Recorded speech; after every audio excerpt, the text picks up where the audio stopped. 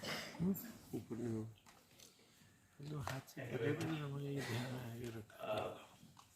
It is my proud privilege to extend a warm welcome to all of you at this remarkable event, a decade of science, technology panorama for Atmanirbhar Bharat, a very remarkable report that has come out. And it is my proud privilege to welcome Honorable Minister, Dr. Jiten Singh, and Principal Scientific Advisor, sir, and Madam Secretary, and Varunji. What a decade. And for this decade, we are going to release this report today. And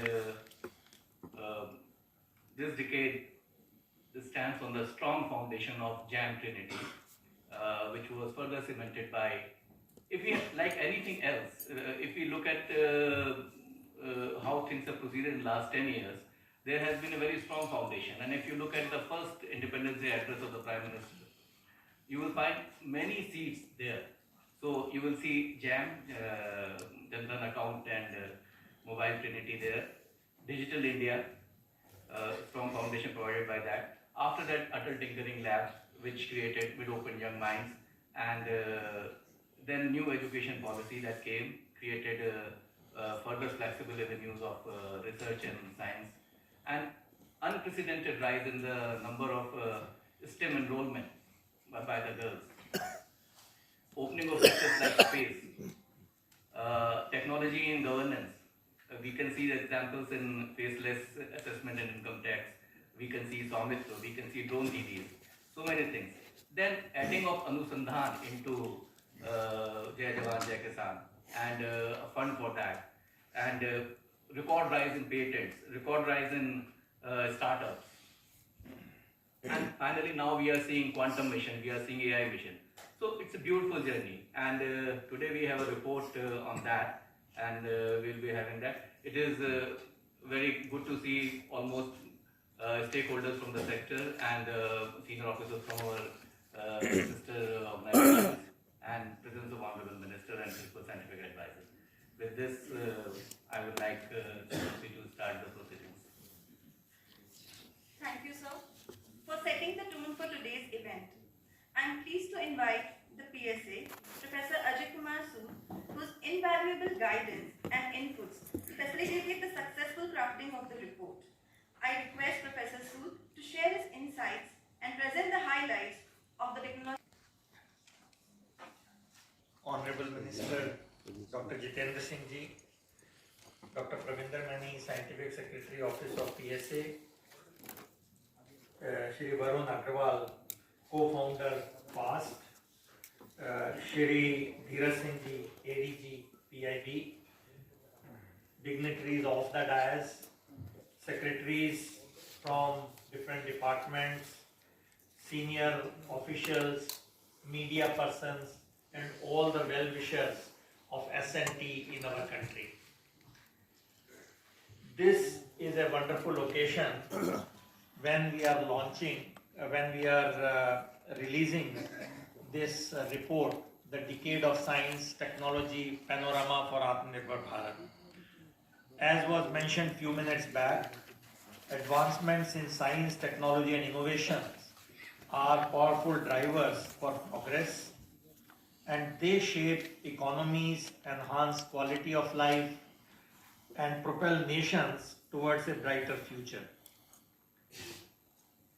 In the past decade, India has strategically charted its science, technology, and innovation roadmap to achieve self-reliance in all fields.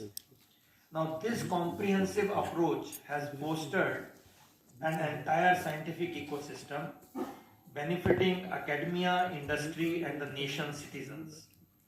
So the increased technical prowess of the country can be attributed to the several important measures taken by Government of India in the last decade that provided a new direction to the economic growth of the country. So this report, A Decade of Science, Technology Panorama for Atmanirbhar Bharat, has been prepared to highlight the policy impetus to the growth of science and technology in the country since 2014. This compendium highlights and duly acknowledges the work carried out by the scientific community in the last decade with other stakeholders. This is a busy slide. I will not expect you to read, but just that to mention that this report is prepared by our office in collaboration with the Foundation of Advancing Science and Technology, FAST, along with the proactive participation and contributions from 22 line ministries, departments, organizations, and from Niti Aayog, Dr. B.K. Saraswat. There are over 100 missions, schemes and programs and initiatives across multiple governments, ministries, departments and so on for STI. Now, before I give you the highlights of the report, let me just give you what was in our mind when we started preparing this.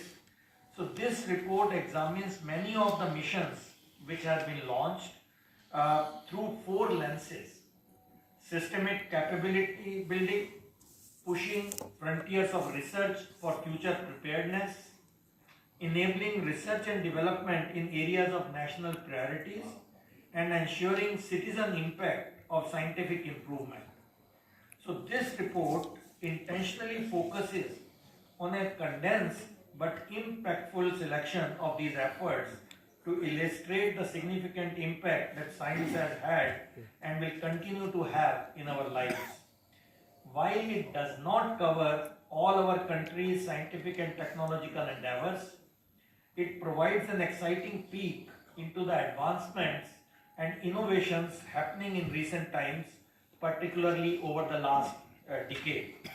So we have taken the approach, instead of covering everything, which will be very difficult in the limited number of pages, let's say 200, it will be not a very readable document. Our emphasis has to be that it should be a very readable document, not a progress report of any ministry, but to give you a glimpse of what all has happened in few domains, and I hope it will serve that purpose. Now, in capability building, we have covered, for example, weather and natural disaster forecasting, national quantum mission, artificial intelligence, national supercomputing mission, national geospatial policy, startup and innovation, indigenously developed air defense system, advanced materials and manufacturing, and national mission on cyber physical system. So in this today morning, I will just say a few things on some of these. So the first one I'll just highlight is the startup ecosystem, and this is something we are all aware where India has come. So this report highlights the Startup India initiative that has catalyzed startup culture and built a strong and inclusive ecosystem for innovation and entrepreneurship. It highlights various enabling measures like Startup India Seed Fund, faster exit for startups, tax exemption, and credit guarantee scheme, and many others that supported startup systems, and India witnessed phenomenal growth. I think the numbers, I hope, are clear that as of March 2023, it was 95,726, and as of last month, it was 1,18,000 startups recognized by DPIIT across 57 sectors covering 669 districts. Good news is, it is not only in the Tier 1 cities, but almost 48% of these are in Tier 2 and Tier 3 cities. And it has created 10 lakh jobs with an average of 11 jobs created per startup. The other one which I thought I'll highlight is the India Celestial Ascent in Space. So this report very briefly talks about soaring journey in space by highlighting the successful landing of Chandrayaan-3. We were all witness to that few months back on the uncharted south polar region of the moon. So this report highlights India's historic Aditya L1 mission, emphasizing its role in offering valuable insights into solar activities and so on. A few other milestones, including the launch of Vikram 1, India's first privately developed rocket by a startup like Skyroot Aerospace in November 2022, and the establishment of NAVIC, that is Navigation with Indian Constellation, which will provide highly accurate position, navigation and time information, further solidifies the India's prowess in space. So I'll just give you a very brief glimpse on some of this, because it is impossible to cover this in about my 10 minutes of brief, but I hope it will give you an idea of what it is. The next one, which is again very important in the last few years, which has happened, navigating the future with geospatial policy. Now, GOI liberalized the acquisition and production of geospatial data in 2021. Following this, National Geospatial Policy was notified in 2022, which introduced a framework for the development of India's geospatial capacities, laying down the role of the government and opening the industry for the private sector, which has not happened in the last more than 100 years. Government schemes for land mapping such as Swamitva scheme and the Karnataka land resource mapping scheme and others have been initiated under this new policy. This policy also will lead to increased investment in conducting geospatial mapping for future commercial use, improved data collection, increased employment generation and capacity building. And all this is already happening as we speak. The next one, again, which is very timely, and as you know, last week a big announcement was made on this AI mission, and this technology is very important for India, like for other countries, and being one of the founding members of Global Partnership on AI, India represents the perspective of the Global South and developing economies in global AI discourse, and leads the responsible development and deployment of AI globally. Among many efforts, one of the noteworthy examples, for example, is Bhashini, developed by MIT, which enables citizens to access digital services in vernacular languages and promotes digital inclusion and accessibility. Very recently, you all know that the Union Cabinet has approved rupees 10,372 crores for India AI mission for the next 5 years. Next, one example of fortifying air defense system through indigenous advancements. This is by DRDO. As I mentioned, that this report has inputs from 22 ministries and departments. So we have just taken some glimpse of that for this presentation. So the report underscores the deployment of various domestically engineered air defense systems like the Akash missile system, which serves as a short-range surface-to-air missile system aimed at fortifying critical locations against airborne threats. Developed, produced and deployed by the Indian Air Force and Indian Army, it possesses the capability to engage multiple targets simultaneously, incorporates advanced electronic countermeasures, and features cutting-edge radar systems, missiles, launchers, and auxiliary support. Its deployment during the Balakot airstrike emphasizes its efficacy while also showcasing substantial export potential. Next vertical which we have covered is very again important, that is of energy. In energy, lot of things have happened in the last 10 years. For example, National Green Hydrogen Mission has been launched last year with a huge layout of almost 19,000 crores. National Bioenergy Program, National Coal Gasification Mission, again a very big program. development of solar parks and ultra mega solar power projects. Again, a very, very big project in the last few years. And India's nuclear power program taking science to self-reliance. So again, I'll mention one or two of these. One is Powering India Through Sun, and this is a program which is a highlight of MNRE, and this report mentions ultra mega solar power projects which have positioned India at the forefront of the global renewable energy revolution. These ambitious projects are transforming India's energy landscape, harnessing the power of the sun to drive economic growth while mitigating the impact of climate change. India witnessed exponential growth of solar energy capacity from 3.7 gigawatt in 2014 to almost 63 gigawatt in 2022. And as we speak, it is increasing with the new thrust which has been given very, very recently. As of February 28, 2023, Government of India has approved 57 solar parks with a collective capacity of almost 40 gigawatt. Among these, 9 parks have already been completed, while 8 parks are partially complete.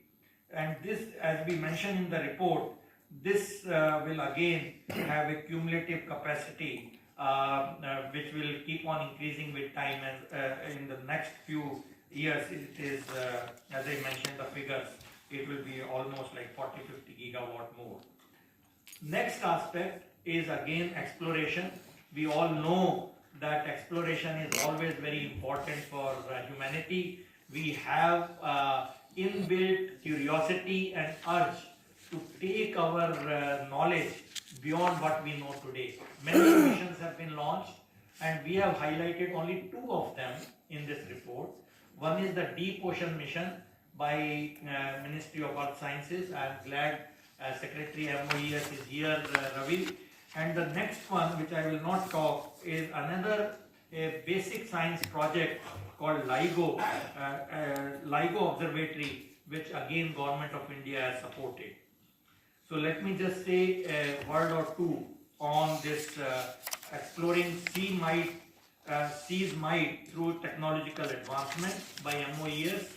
So this report mentions the Deep Ocean mission aimed at uncovering the ocean's treasures through the development of advanced infrastructure for deep sea activities, showcasing a steadfast commitment to advancing scientific knowledge. One of the key highlights is the successful launch of the Deep Water Autonomous Underwater Vehicle, Ocean Mineral Explorer 6000, fitted with necessary payloads for deep ocean scientific research.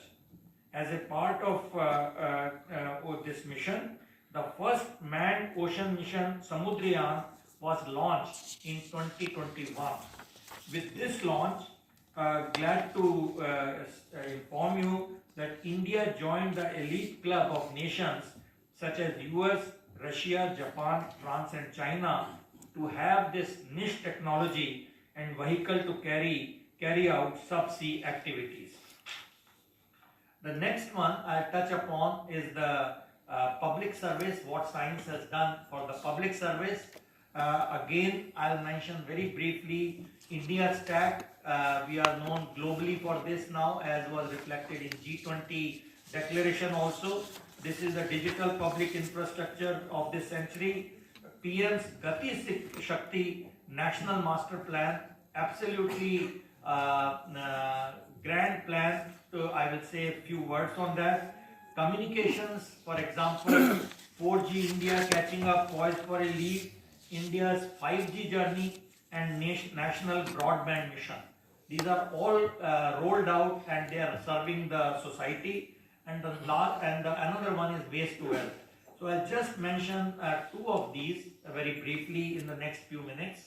That is India Stack, improving citizen-centric services.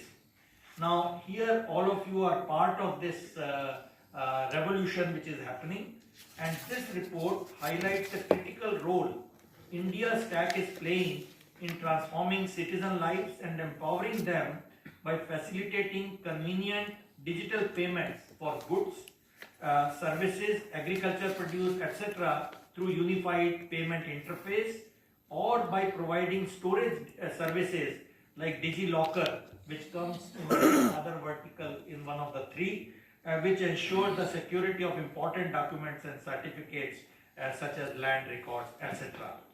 Now, on just to give you some numbers so that it really sinks in us what all it has done. I think these numbers absolutely are unbelievable on some scale. And if you just look at the graph which we have plotted, probably difficult to read out how the growth of UPI has happened in the unique time span of the last few years. Actually, if you look at it, this was launched, the BEAM, for example, was launched in 2016, and now we have so many other payments, voice-enabled one, linking of RuPay credit card, and so on. The numbers are here on the slide to show how these numbers have really taken the whole world by surprise, that so much can happen in a record time of last 2 to 3 years since it was launched. And you have now billions of transactions and billions of amount which are being transacted through this UPI. And there are so many other things, eKYC, so many other features of this which I don't have time, but report captures some of these. The next one I'll just touch upon very briefly on the 4G, 5G wave for a connected future. This is by Mighty, and this is again, it has made a huge difference in our public life, leveraging one of the largest telecom markets in the world, some of the strongest ITG companies in the world. So realizing all that, the GOI seeded efforts to create a domestic radio access network (RAN), and the government's Center for Development of Telematics (CDOT), Tata Consultancy and Tejas Network together developed a domestic 4G, 5G network completely indigenous, including both RAN and core RAN. This push to domestic capability development will not only help India gain self-reliance, but will also develop Indian companies that can compete in the competitive market of telecom equipment around the world. So India has emerged as a front runner in 5G as well. And again, this is something which is touching our lives almost on daily basis. The next one, sorry for this busy slide, but I'll just tell you what is the highlight of this. This is the Gati Shakti, which is transforming connectivity and economic growth through multiple nodal agencies. Large number of agencies are part of this.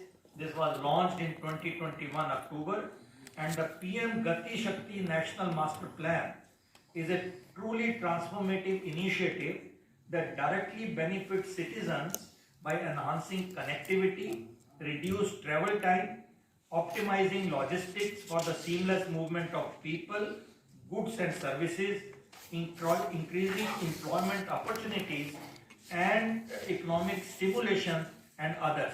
Aligned with the ambitious goal of 5 trillion economy, the plan's focus is on key sectors such as agriculture, renewable energy, power transmission, shipping, aviation, road transport and railways. It integrates existing initiatives, promotes cross-sectoral interactions, identifies critical gaps, synchronizes activities, provides comprehensive data through spatial planning tools, and enables real-time monitoring of projects. Absolutely a unique initiative since October 2021. This holistic approach enhances coordination, decision making and progress tracking, ensuring effective implementation of the master plan of Government of India.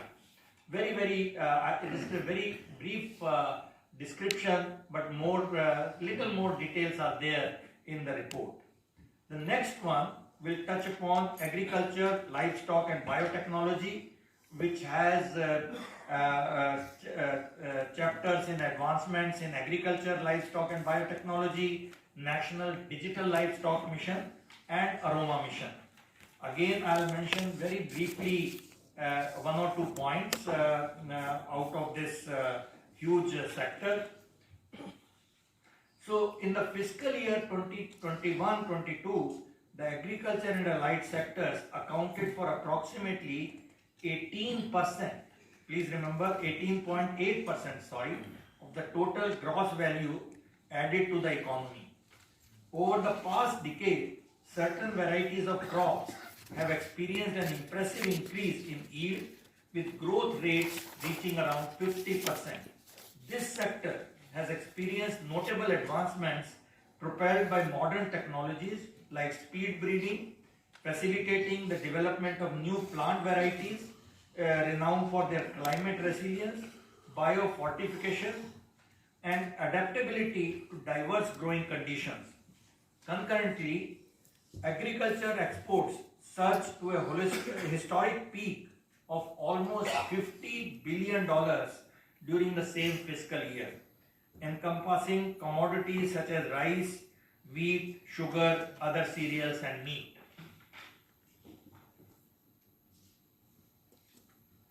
The next one is boosting agrarian economy, and I'll just give one example of Aroma Mission by Government of India. In an effort towards improving the living standards of the citizens of this country, Government of India launched the CSIR Aroma Mission, which is aimed towards catalyzing rural empowerment through the cultivation, value addition and marketing of aromatic plants. And very happy to acknowledge a critical role our Honorable Minister Dr. Jitendra Singh ji played in this, in conceptualizing this mission and pushing this mission to deliver the results what it is doing now. So thank you, Dr. Jitendra Singh ji, for this very innovative mission. This mission is aimed towards catalyzing rural empowerment through cultivation, value addition and marketing of aromatic plants. And in this mission, quality planting materials of lavender were provided free of cost to more than 500 farmers in the Jammu region, along with required technical assistance. So this is already yielding very, very good results for farmers' income. I'll just mention because this cannot be, this vaccine story is always a big story, especially in the last few years, and it captures a little bit of that in Health India's vaccine story. So this is something we all lived through a few years back during the COVID time. Again, a busy slide. I seek apology for this, but I'll just mention, because this you don't have to read, because you were all part of this COVID story in the from 2020 to 2022, and now of course it is tapering off. So this vaccine development, this story highlights how Government of India harnessed India's innate prowess in vaccine development and initiated Mission COVID Suraksha with the financial allocation as a part of the Atmanirbhar Bharat initiative. The development of Covaxin was undertaken through a collaborative effort between NIV under ICMR and Bharat Biotech International Limited. Covaxin has stood as the cornerstone of India's expensive national COVID-19 vaccination campaign, and which emerged as one of the largest in the world, having administered more than 350 million doses. Also, it has garnered authorization across 14 nations, and all this happened in a record time since the COVID breakout, and in this report we capture India's overall advancement in science and technology, which had a significant impact on quality of life. There are other things also covered, but for the sake of time, I will not say all those things.